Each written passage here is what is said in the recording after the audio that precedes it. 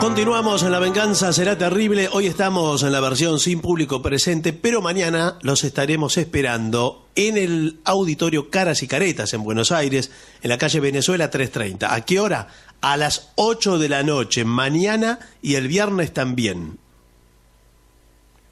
Hablaremos hoy sobre los gemeres rojos, o como quiera que se diga. Se usa una K y una H a veces, que a mí me enseñó uno una vez que era J. Que se pronuncia J. Que se pronuncia J. O que era J de... No, se pronuncia J. Se pronuncia J. Los gemeres rojos. Acá el historiador marxista, el famoso historiador Eric Hobsbawm, que contó que cuando Estados Unidos se retiró derrotado de Vietnam, el comunismo avanzó en la región, pero de distintas maneras. Y Hobsbawm dice: Camboya, vecina a Vietnam, quedó bajo el liderazgo de los gemeres rojos, una mortífera combinación del maoísmo de café parisino, de su líder, Pol Pot, con un campesinado entregado a destruir la civilización de las ciudades. El nuevo régimen asesinó a sus ciudadanos en cantidades espeluznantes hasta que fue apartado del poder por una invasión vietnamita que restauró un gobierno humanitario en 1978. Esto es lo que dice Hobsbawm. Ahora, lo que vamos a contar es lo que hicieron los gemeres rojos cuando gobernaron en Camboya entre 1975 y el 79. Se llama Indochina a los territorios que fueron colonias francesas de Asia, como Laos, Camboya, Annam, Tonkin y Cochinchina. Claro, se suma Vietnam porque es mentira que se llame Indochina a las colonias francesas. Se llama Indochina a los que forman parte de una península. Es un concepto geográfico, no político. Bien, retrocedamos un poco en el tiempo y resumamos. Allá en el siglo XIX y hasta mediados del XX, Camboya era un protectorado francés. En 1953, después de la ocupación japonesa, el país declaró su independencia. Bueno, somos independientes, chao. Vietnam, algunos años más tarde, el vecino, ¿no? Vietnam, entró en guerra, como sabemos, con los Estados Unidos. En ese entonces, el gobernante de Camboya, que era el príncipe Norodom Sihanouk, se declaró neutral. Dice: yo soy neutral. Esto no le gustó a los Estados Unidos, porque ellos necesitaban aislar a los vietnamitas. Por lo tanto, bajo las órdenes del presidente Nixon, se bombardeó Camboya y se armó un golpe de Estado para decirle adiós al príncipe Norodom Sihanouk, que salió rajando y se refugió en China. Los bombardeos sobre el norte de Camboya comenzaron en marzo de 1969 y fueron auspiciados por Henry Kissinger. Camboya recibió 539.000 toneladas de bombas, es decir, 3 veces más de las que Estados Unidos lanzó contra Japón durante la Segunda Guerra Mundial. En un territorio mínimo. Sí, sí. Bueno, Japón también. Japón también, sí. Los bombardeos causaron la muerte de 500.000 de personas. Asumió el gobierno Lon Nol, un general que era amigo de los norteamericanos. Y fue entonces cuando apareció un movimiento insurgente comandado por aquellos intelectuales de café parisino de los que hablábamos, que se dieron a conocer como los gemeres rojos. Estos tipos, refugiados en la frontera de Vietnam del Norte, se prepararon para asumir el poder en Camboya. Eso fue cuando los norteamericanos y su títere, el general Lon Nol, fueran expulsados de la región por los vietnamitas. Y como bien sabemos, eso fue precisamente lo que sucedió. El nacionalismo, el odio a los norteamericanos, era tan fuerte que cada vez más y más campesinos empezaron a sumarse a los gemeres rojos. Sus líderes promovían ideas maoístas de comunismo agrícola, anticapitalista, pero, según vimos que dijo Eric Hobsbawm, más que reformistas agrarios y humanistas, sus integrantes resultaron ser deplorables.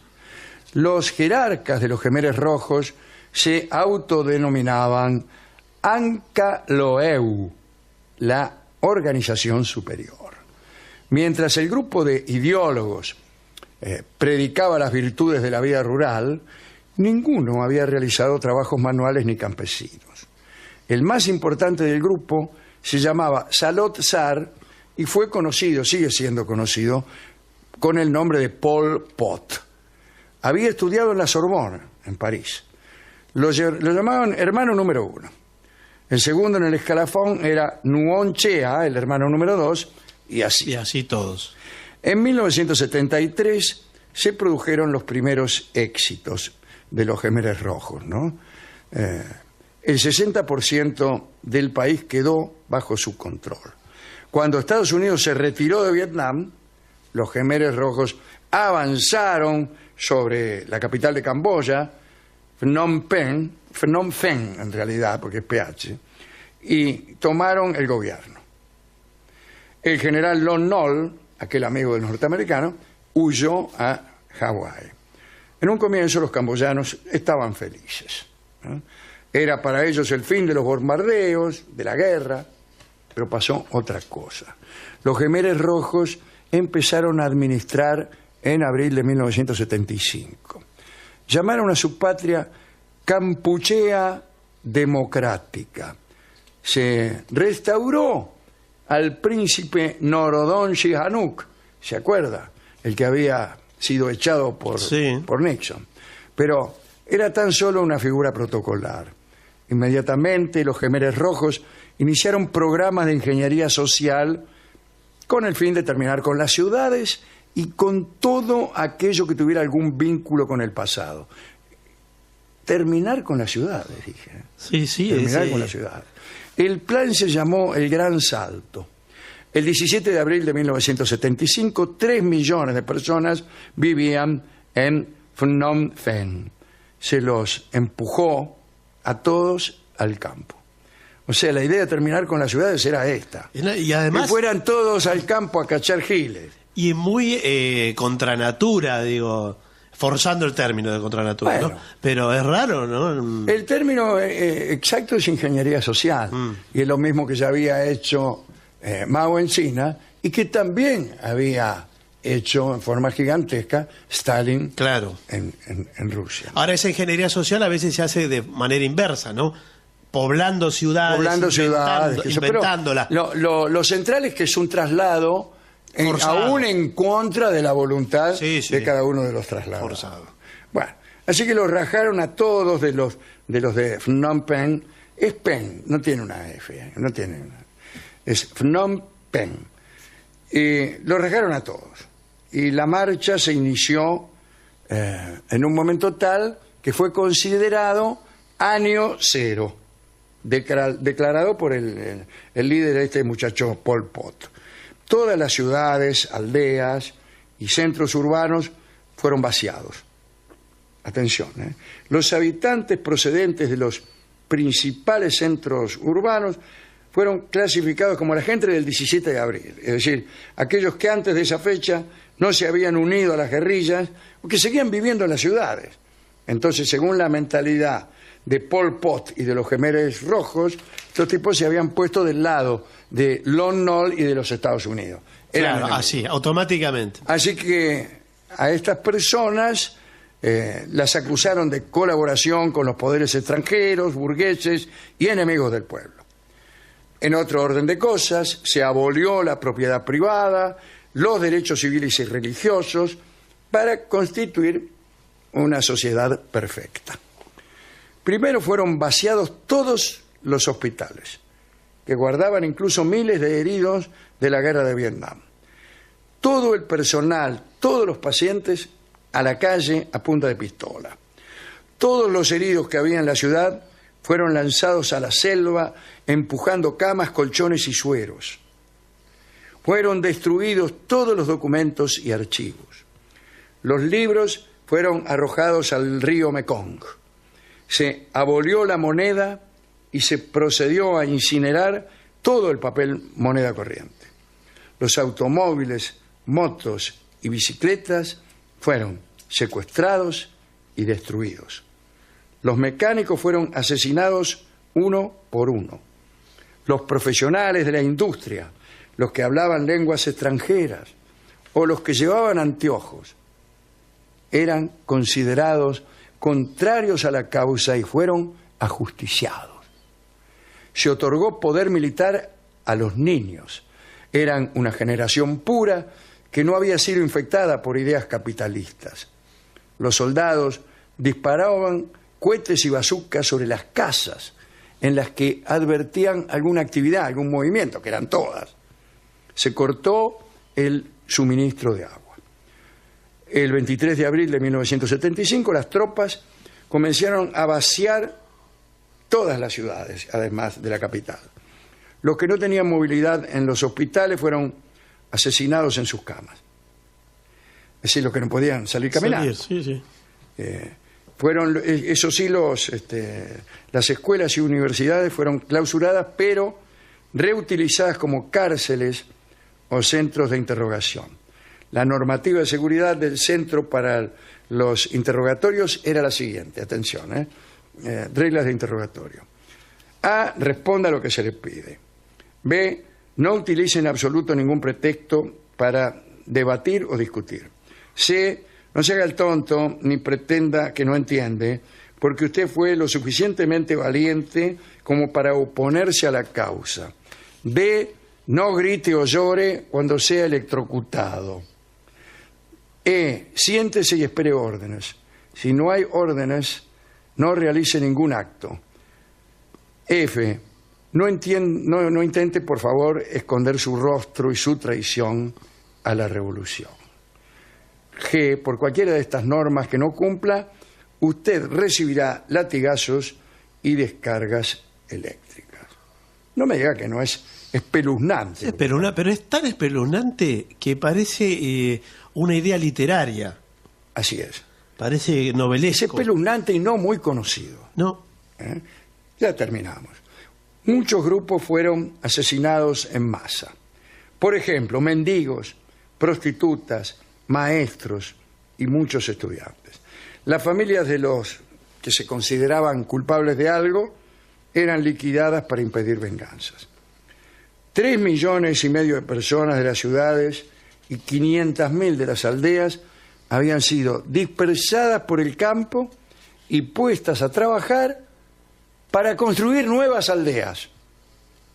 La ruralización forzosa se materializó en campos de trabajo donde se laburaba 20 horas de 24 y un día de descanso de cada 10.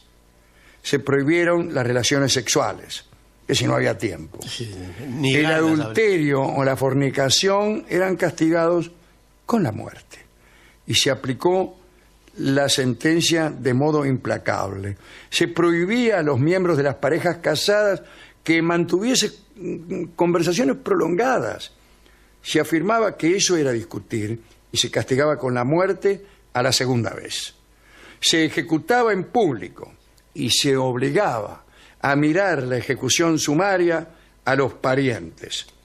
Para que la gente no rajara, tomaron medidas.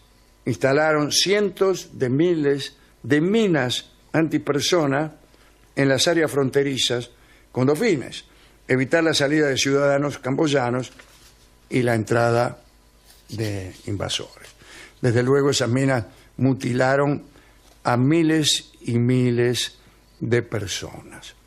Allá por 1978, los Khmeres Rojos cometieron un error político, que fue provocar a su vecino, a Vietnam.